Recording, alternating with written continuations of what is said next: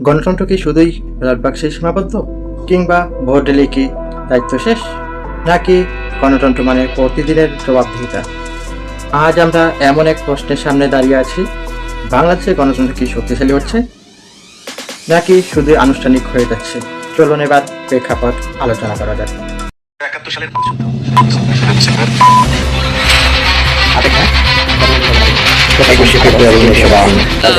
নির্বাচন হয়ে গেছে ফলাফল ঘোষণা করা, কিন্তু প্রশ্ন থামেনি, বিতর্ক থামেনি, সন্দেহ থামেনি রাজনৈতিক দলগুলোর মধ্যে। একদিকে বিরোধীরা বলছে নির্বাচন প্রশ্নবিদ্ধ, অন্যদিকে বাংলাদেশ জাতীয়তাবাদী দল বিএনপি বলছে নির্বাচন সাংবিধানিক।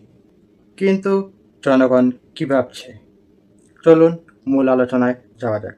গণতন্ত্রে রয়েছে 4টি মূল স্তম্ভ।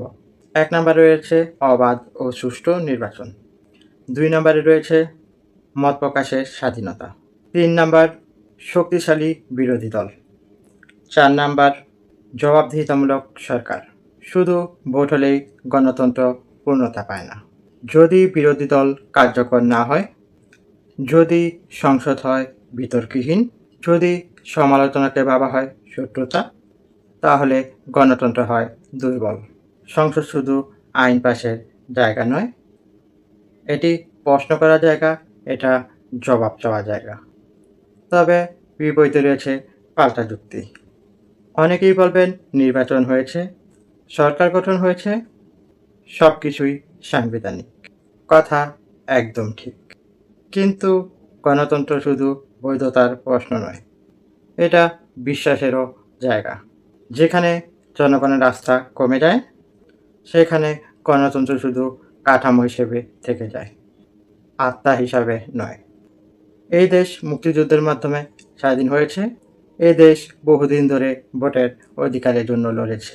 আমরা কি সেই লড়াইকে কেবলই আনুষ্ঠানিকতায় রাখব, নাকি গণতন্ত্রকে প্রতিদিনের চর্চায় পরিণত করব? আজ প্রশ্ন রেখে যাচ্ছি আপনাদের কাছে। আপনার কাছে গণতন্ত্রের অর্থ কী? ভোট নাকি জবাবদিহিতা? কমেন্টে লিখুন, কারণ গণতন্ত্র শুরু হয় প্রশ্ন থেকে। সর্বশেষ একটি কথায় শেষ করব, দল পরে দেশ আগে, ক্ষমতা পরে জনতা আগে, এবং সবার আগে বাংলাদেশ। তো আজকের মতো আমার বিশ্লেষণধর্মী অনুষ্ঠান এখানেই শেষ করছি। আরও একটি নতুন বিশ্লেষণ নিয়ে হাজির হয়ে যাব। তো আজকের মতো আল্লাহ হাফেজ। সবাই ভালো থাকবেন, সুস্থ থাকবেন। আসসালামু আলাইকুম। বাংলাদেশ জিন্দাবাদ, সবার আগে বাংলাদেশ।